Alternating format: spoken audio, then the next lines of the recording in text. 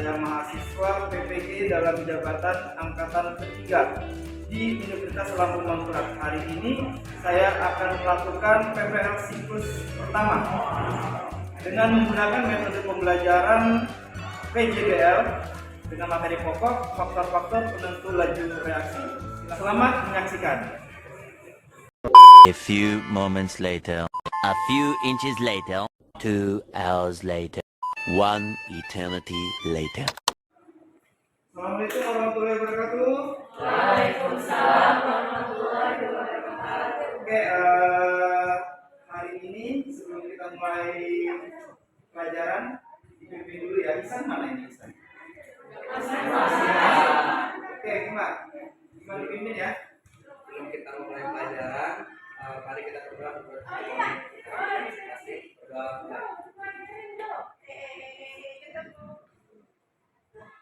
Oke, Bapak absen dulu ya hari ini ya. Adelia, Agustinus belum hadir. Andi, Aninda, Arum, Auli. Sebelum mulai pelajaran dicek dulu kebersihannya dan kerapiannya sudah baik atau belum? Pak, saya sih mau sama dulu Pak. Oke. Pakaiannya sudah rapi semua. Kita mulai dulu dengan slogan semangsa kita ya. Semangsa Bersatu, cerdas, optimis. SMA Negeri 1 Balikpapan.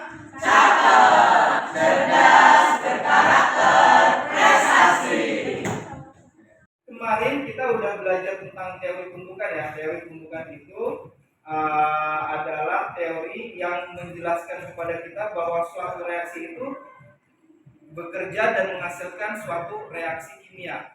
Misalkan materi A plus B menjadi C plus D. Nah, antara materi 1A dengan materi B itu akan bereaksi itu dengan cara bertabrakan. Nah, misalkan contohnya begini. Misalkan reaksi antara kertas plus oksigen.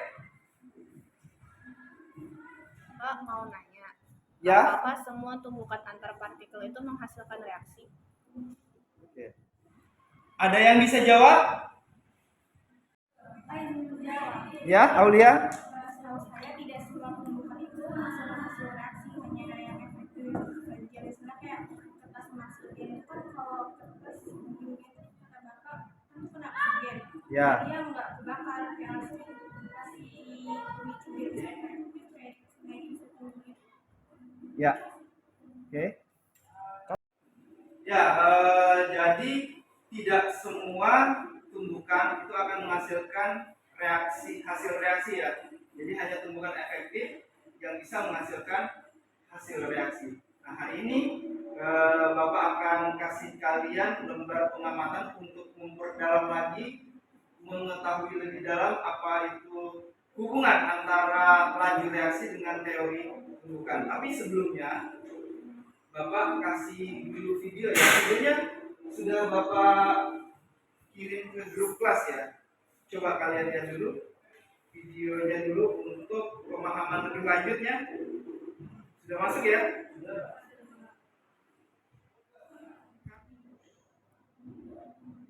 Digedein kah? Digedein, habis itu baru ditonton. Suaranya juga. Enough activation energy, which is the minimum amount of energy needed to start the reaction. Videonya sudah ditonton ya? Ngerti nggak dalam bahasa Inggris? Ngerti ya? Oke Pak. Nah, sebelumnya lagi Bapak kasih kamu KPD ini untuk kalian bahas masing-masing. Di sini ada 4 lembar pengamatan ya. Sebelumnya Bapak mau nanya dulu. Kalian tahu gula ya? Tahu ya, gula pasir sama gula baku. Ya. Kira-kira kalau mau buat teh antara gula batu dengan gula pasir yang masanya sama, itu kalau dilarutkan ke dalam air lebih cepat mana? Gula pasir. Gula pasir. Kenapa?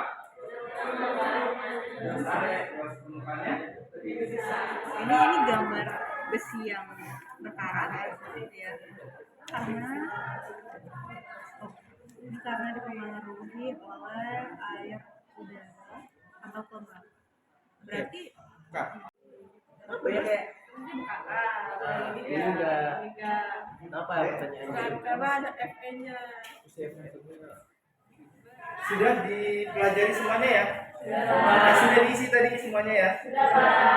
Oke, kita nanti kira-kira minggu ini atau minggu depan nanti mau buat praktikumnya? Minggu depan ya? Ya, Pak. Kalau minggu depan berarti kita bagi 5 kelompok ini nanti ya? Ya. Kelompoknya nanti kita bagi spinning atau mau bagi apa? Spin. Oke, kita bagi spin ya. Ya, Pak. Oke, kelompoknya sudah semuanya ya. Ya, Pak. Jadi kita sudah sepakati untuk kelompoknya sudah semuanya. Kemudian nanti kita bikin step by step praktikumnya itu sudah kita kerjakan juga sama-sama tadi. Kemudian nanti jangan lupa minggu depan semua bahan itu semuanya sudah dibawa. Kemudian jangan lupa jas labnya juga ya. Ya, hari ini kita sudah cukupkan ya. Kalian sudah mempelajari 4 pengamatan yang tadi. Untuk minggu depan nanti kita pertajam lagi materinya dengan praktikum yang nanti akan kalian kerjakan.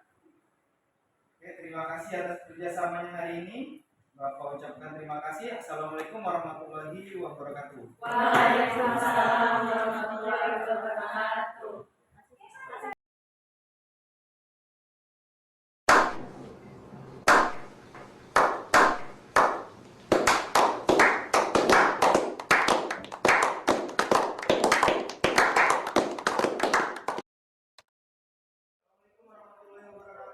Waalaikumsalam warahmatullahi wabarakatuh. Selamat siang anak-anak.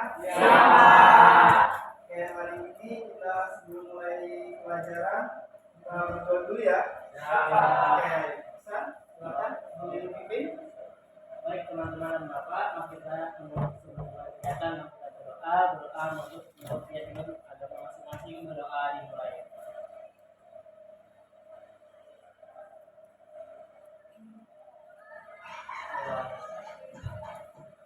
Oke, gimana kabarnya? Ada yang nggak turun hari ini? Yoga. Ini Febri. Pak. Yoga, Febri. Habibie. Bapak absen ya? Ya. Adel. Agustinus. Hadir Pak. Andi. Aninda.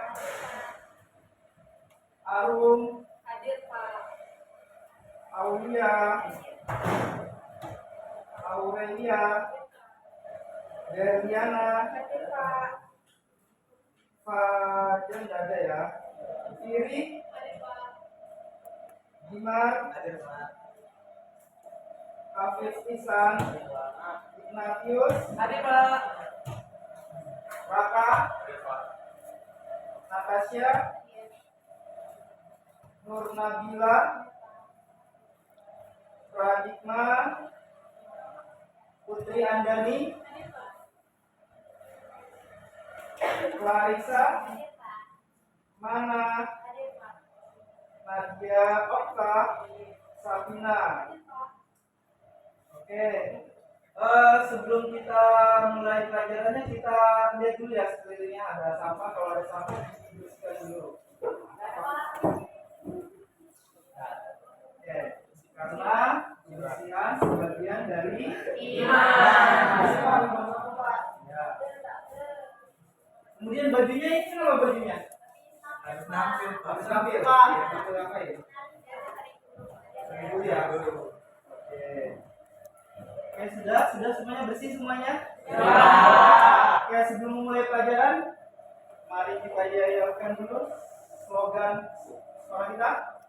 Semasa Bersatu, cerdas, optimis. 5, 1, 2, 3, 4. Cakep, cerdas, berkarakter.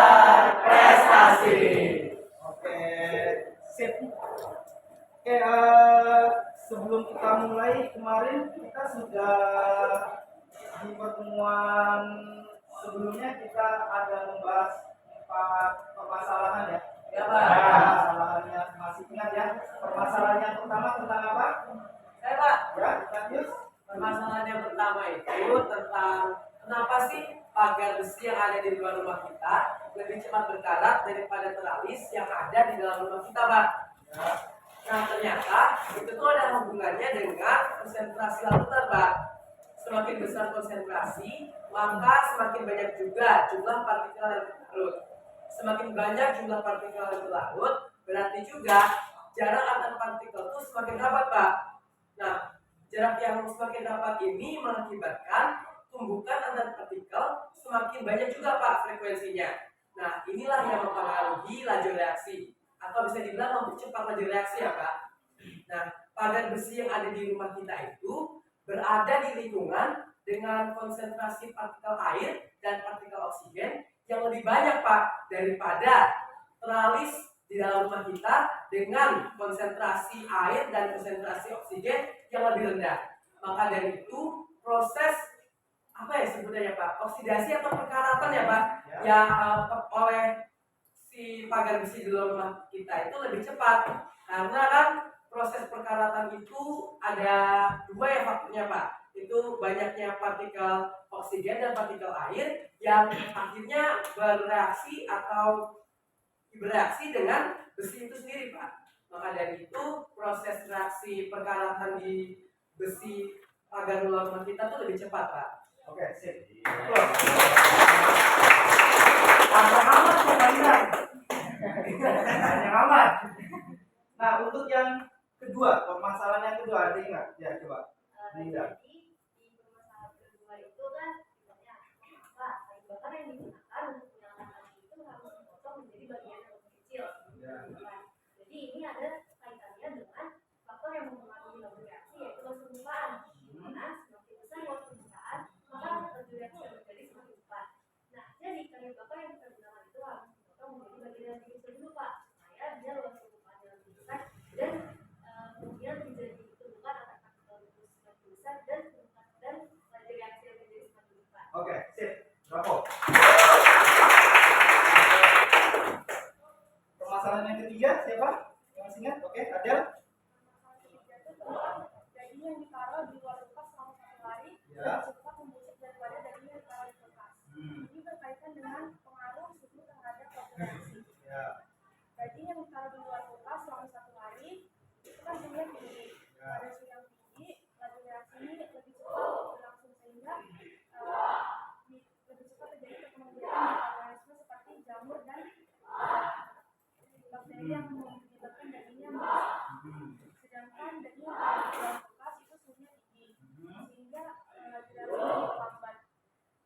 Proses perkembangbiakan mikroorganismenya diperlambat sehingga terjadi pembusukan. Oke. Terus semuanya. Permasalahannya siapa? Saya Pak, Oke.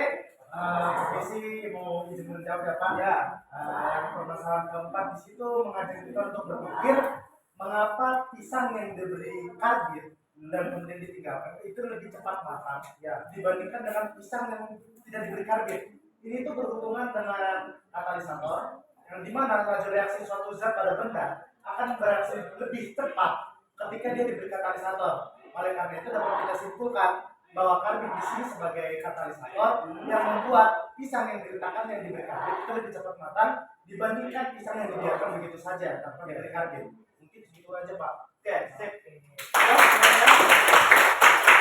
Oke, jadi kemarin itu kita sudah membahas faktor-faktor penentu laju reaksinya. Yang pertama apa tadi?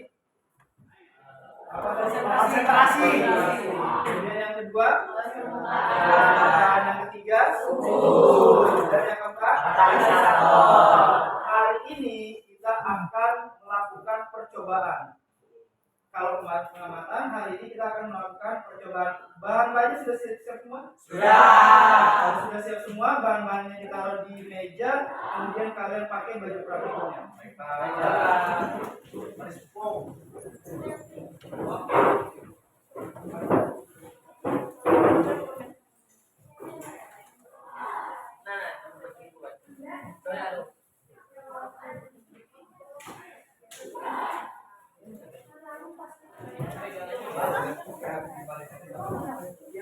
Ya, sudah semuanya?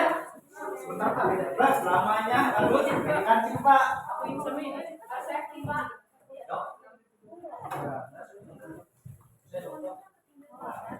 Oke, semuanya sudah semua bahan-bahannya sudah semuanya ya. Nanti kalau ada bahan-bahannya yang masih kurang, nanti boleh pakai sama temannya bahan yang kurang dulu ya. Oke, sebelum kita mulai, Bapak akan beri kalian satu video dulu ya. Oke, diperhatikan. Biar kelihatan suaranya, sebentar dulu. Ini belum masuk.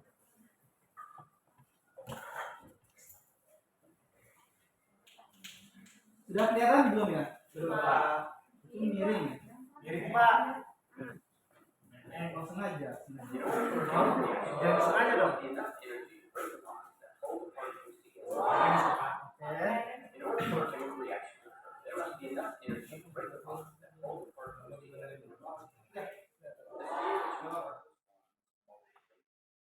In order for a chemical reaction to occur, there must be enough energy to break the bonds that hold the particles together in a molecule. The speed in which new particles form is called the rate of reaction. Welcome to Moo Math and Science. Before a skateboard will move, energy must be applied, and this causes it to move. In a similar manner, a chemical reaction must also have a boost in energy in order to get the reaction to occur. This boost of energy is called the activation energy and is the least amount of energy needed in order to get the molecules to react. Think of a match. The match has all of the reactants it needs to burn, but you must strike the match, which provides friction, which causes heat, which provides the activation energy needed to start the reaction. So what are some of the factors that affect the rate of reaction? There are generally 4 factors that impact this rate of reaction: temperature, concentration, surface area, and either an inhibitor or a catalyst. Let's look at temperature. The higher the temperature, the faster the rate of reaction. As temperature rises, the particles of the reactants move more quickly, which causes the particles to collide more often and with greater energy, so many reactants can change into particles in a short time. Concentration. In general, a higher concentration of reactants will cause a faster rate of reaction. Concentration is the measure of the amount of one substance dissolved into another. When concentration is high, the particles are close to each other, which increases how often the reactants collide and react more quickly. Surface area. Increasing the surface area of solid reactants increases the rate of reaction. A greater surface area exposes more of the reactants to each of the other reactants, thus increasing the rate of reaction. For example, if you grind a solid into a powder, this increases the surface area and speeds up the rate of reaction. An inhibitor is a substance that slows down the rate of reaction. There are generally 3 common types of inhibitors: a corrosive inhibitor, which decreases the rate of the oxidation of metal; an enzyme inhibitor, which in chemistry and biology binds to an enzyme, lessening its activity; and a reaction inhibitor, which is any substance that decreases the rate of a chemical reaction. And finally, a catalyst is a substance that speeds up a reaction. It does this by lowering the activation energy of a reaction. Some enzymes in your body are catalysts and speed up chemical reactions.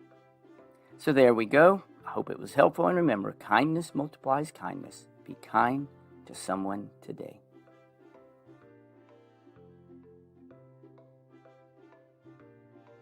Sebagai tambah wawasannya.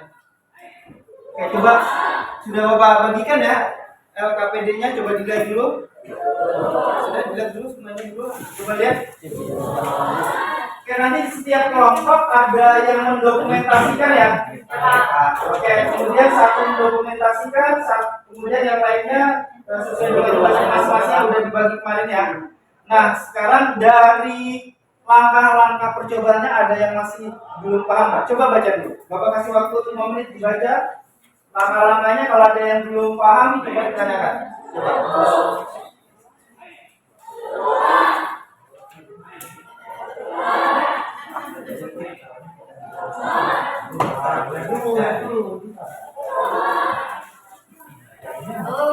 Ya? Redoxon halus ya, kamu tunggu guys. Tunggu. Ini langsung tumpah ya,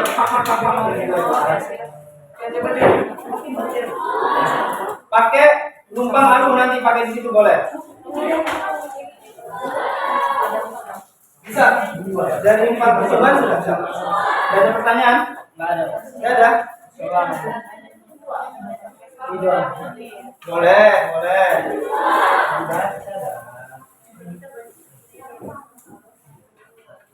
Nah ini ada pertanyaan, ada? Bisa semua ya? Oke, kalau sudah nggak ada pertanyaan, kita mulai percobaannya. Silakan.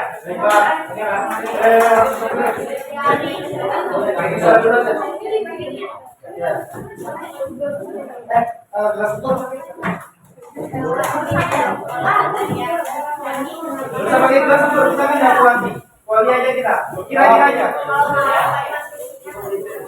Oh ya.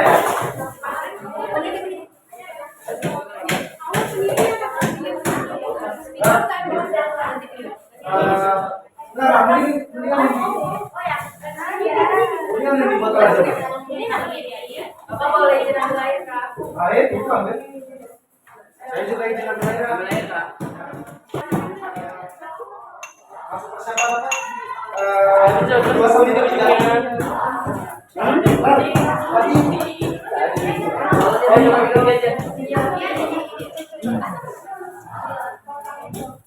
Dan yang bawa gunting.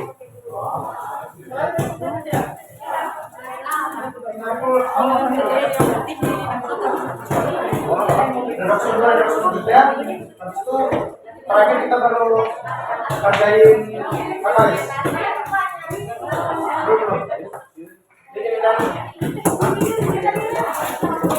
Kalau udah reaksinya gampang. Harus satu yang dingin. Tinggal nyata ya.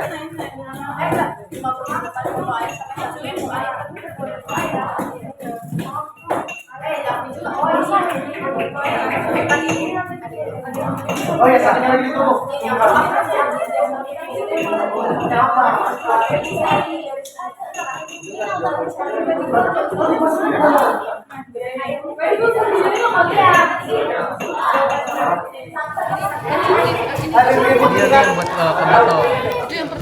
Yang pertama, iya. Baru gunting apa? Iya. Kamu ke kantin, kantin. Apa punya kata? Dadan. Abi juga ya. Ada kok. Bagus, apa ada? Pakai corong aja. Oke, sip. Oke, betul.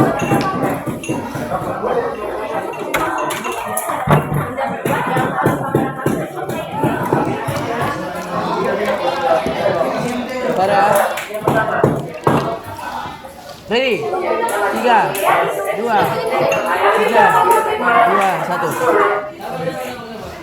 Oke.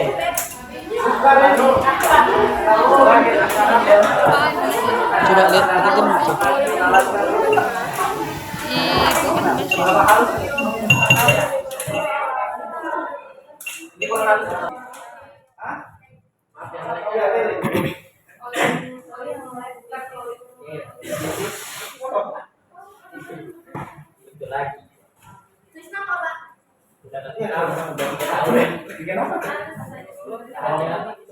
Ini kan sudah diberesin, dirapikan, dibuang. Kalau yang sudah nggak perlu dibuang. Redoxon tuh yang mana kayak? Iya habis. Iya, sampah-sampahnya dibuang ke tempat sampah ya. Gak apa-apa, buang aja kalau sudah rapat. Iya, dibuang. Itu jangan dibuang loh ya. Siapa yang bersih-bersih?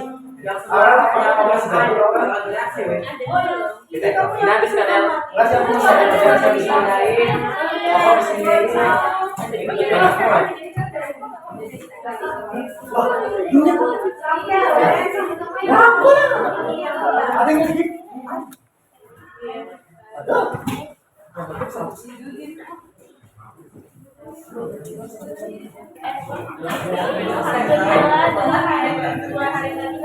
Oke, kita sambil menunggu, ini kan tinggal masukin aja ya. Kita presentasikan dulu. Sambil kalian lihat ini yang kelompok tadi. Kan di grup sudah ada kan? Nah, kalian lihat punyanya mereka. Nanti kalian kasih nilai seperti berapa? Oke, diperhatikan temannya ya. Oke, kelompok 1 silakan dipresentasikan hasil percobaannya siapa? Tasya. Oke, dihari semuanya. Tasya lagi mempresentasikan berdiri dong. Ya, situ aja. Kami berdiri. Oke, diperhatikan semuanya.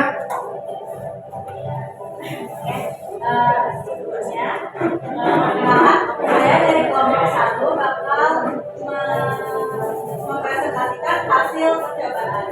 Nah, tadi kita sudah melakukan 4 percobaan. Yang pertama itu mengaruh konsentrasi zat terhadap laju reaksi. Nah, jadi di situ kita melakukan percobaan dengan menambahkan cuka dengan baking soda. Nah, kita lihat kalau hasil pengamatan kami, semakin tinggi konsentrasi zat, maka semakin cepat laju reaksinya. Sedangkan semakin rendah konsentrasi zatnya, maka semakin lambat laju reaksinya. Itu bisa dilihat dari pas balon yang mengembang, yang konsentrasi zatnya lebih tinggi, balonnya lebih besar daripada yang konsentrasi zatnya lebih rendah. Kemudian yang kedua, kita ada percobaan pengaruh. Kedua gelas tersebut diisikan oleh air. Nah, yang satu gelasnya dimasukkan redoxon bubuk yang redoxon sudah dihaluskan, dan di gelas satunya lagi dimasukkan redoxon tablet atau tidak dihaluskan. Dalam pengamatan kami, redoxon bubuk bereaksi lebih cepat dengan air daripada redoxon yang berbentuk tablet atau belum dihaluskan. Nah, ini menunjukkan bahwa luas permukaan itu sangat mempengaruhi laju reaksi, di mana redoxon halus memiliki luas permukaan yang lebih besar dibanding redoxon tablet, dan redoxon halus maka dari itu memiliki laju reaksi lebih cepat. Dan yang ketiga teman-teman adalah mengenai suhu. Sama juga seperti eksperimen kedua menggunakan 2 gelas, akan tetapi yang berbeda adalah salah satu air di dalam gelas itu panas dan air satunya lagi air biasa. Nah, untuk redoxon yang dipakai juga dua-duanya merupakan redoxon tablet. Ada yang menanggapi untuk lembar pengamatan yang pertama? Ya, Nat. saya mau bertanya ke Ignatius. Nah, Ignatius, kira-kira bagaimana caranya supaya pagar yang ada di luar rumah itu tidak cepat berkarat? Mungkin bisa dijawab, Ignatius? Oke, Tasya. Oke, terima kasih pertanyaannya, Tasya. Nah, seperti yang tadi sudah saya jelaskan kan, besi itu berkarat karena adanya interaksi atau reaksi antara besi dengan partikel air dan juga oksigen. Nah, cara kita mengurangi kecepatan dari berkaratnya itu adalah dengan tidak membiarkan besi bersentuhan langsung dengan partikel-partikel air dan juga oksigen. Nah, salah satu cara yang paling mudah adalah kita melapisinya dengan cat, Tasya. Misalnya di depan rumah kita tuh ada pagar yang kita nggak pengen cepat korosi nih. Ada baiknya kita berikan cat. Lebih baik lagi kalau kita kasih cat khusus besi untuk di luar ruangan. Karena cat tersebut akan melindungi besi dari air dan juga partikel oksigen lebih baik. Sebenarnya ada beberapa banyak cara lagi sih, seperti dengan dilapisi dengan minyak, ataupun dilapisi plastik, dan jenis-jenis logam lainnya yang tidak mudah berkarat. Nah, tapi yang paling mudah itu ya, Tasya. Apakah sudah menjawab? Sudah, Pak. Terima kasih, Ignatius. Sudah paham. Oke. Ya, tadi itu pertanyaan dari Natasha ya. Ada lagi yang mau ditanyain untuk yang membuat pengamatan baik? Ya? Saya bertanya, Pak. Oke. Jadi saya izin bertanya untuk lembar pengamatan yang kedua, bagaimana jika kita tinggal di kutub utara, apakah kita tetap membutuhkan freezer agar makanan yang kita simpan itu tidak membusuk? Terima kasih. Saya izin menjawab pertanyaan Arum. Ya. Jadi meskipun di kutub utara suhunya sangat rendah, tetap sangat disarankan untuk menaruh daging dalam kulkas, karena menaruh daging dalam kulkas lebih menjaga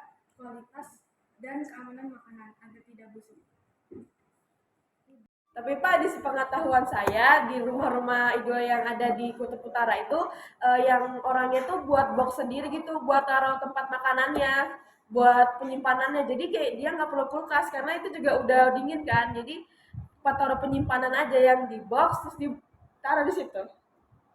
Apa nanti desain? Loh, kalian sesama teman sejawat. Semua. 10 bersepuluh. Ya, oke. Sudah presentasi semuanya. Kemudian berarti dari keempat percobaan yang kita lakukan, kita sudah bisa tahu bahwa faktor-faktor penentu laju reaksi itu adalah diantaranya yang pertama apa? Konsentrasi. Semakin besar konsentrasi, maka semakin cepat laju reaksi. Itu karena apa? Karena semakin banyak tumbukan antar partikelnya. Kemungkinan tumbukan antar partikelnya juga semakin banyak, maka juga semakin cepat laju reaksi. Kemudian yang kedua, luas permukaan. Semakin besar luas permukaan, semakin cepat laju reaksi. Karena kembali lagi, karena semakin luas permukaan, maka kemungkinan tumbukan antar partikelnya juga semakin besar ya. Kemudian yang ketiga, suhu itu apa yang mempengaruhi jadi cepat reaksinya? Semakin tinggi suhunya, energi apa? Aktivasi. Energi kinetik molekulnya itu semakin cepat. Kan semakin pas semakin cepat. Makanya semakin cepat tumbuhannya itu. Oke? Kalau suhunya semakin dingin, energi kinetiknya semakin lambat. Ini lambat. Jadi pertemuan antara partikel dan partikelnya juga semakin lambat. Makanya makanan kalau ditaruh di tempat suhu yang dingin, dia kan tidak cepat membusuk kan? Makanya seperti itu. Dia memperlambat laju reaksi. Dan yang keempat adalah katalisator. Fungsi katalisator ini ada. Masa tidak punya pulpen? Ini di sisi bibirnya ya, siapa? Ya, setelah itu baru kumpul ke Bapak. Sudah semuanya? Oke, sudah. Oke, cukup sekian untuk hari ini. Terima kasih atas kerjasamanya. Oke, sama Des.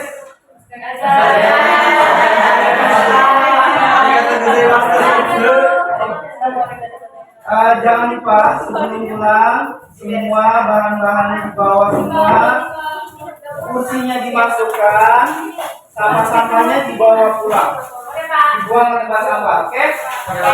Assalamualaikum warahmatullahi wabarakatuh. Waalaikumsalam warahmatullahi wabarakatuh.